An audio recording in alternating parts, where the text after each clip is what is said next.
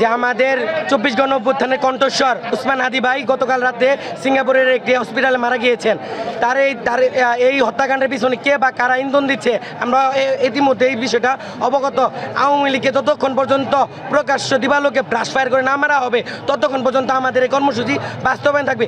কর্মসূচির অংশ হিসেবে আমরা আজকে জামালপুরে ব্লকে ডেকেছি।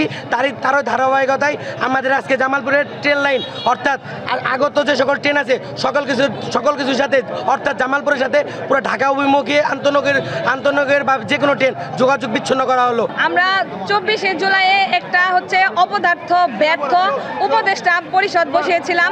আমরা চেয়েছিলাম আমাদের দেশটা অনেক ভালো থাকবে, আমাদের দেশের আইন শৃঙ্খলা বাহিনী এটা অনেক মজবুত হবে, কিন্তু আসলে আমাদের স্বরাষ্ট্র উপদেষ্টা আইন উপদেষ্টা যারা আসলে আলু পেঁয়াজ নিয়ে গবেষণা করে কিন্তু তারা আইনের দিকে কোনোভাবে নজর দিচ্ছে না। তাদের হঠকারিতায় তাদের অবহেলার জন্য আজকে আমাদের হাদি ভাইয়ের জীবন দিতে হয়েছে।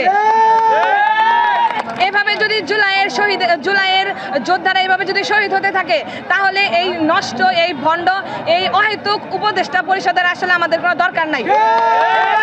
আমরা চাই 24 ঘন্টার মধ্যে ভারত থেকে হাদির খুনিকে ধরে আনবে এবং আমাদের প্রকাশ্যে দিবালোকে তার ফাঁসির দাবি।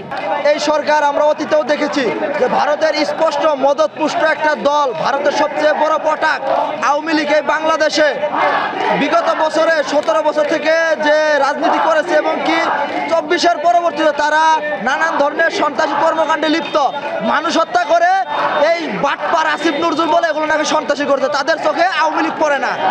তারা প্রতিনিয়ত ওই যে গুদামে আগুন লাগায় দেয়, শুটার গান দিয়ে মানুষ মারে, তারা বলে দুর্বৃত্তরা করেছে। তাদের চোখে আওয়ামী লীগ চোখে পড়ে না। আর কোনো সুশীলতা চলবে না। আওয়ামী লীগের হাতে কোনো সুশীলতা নাই।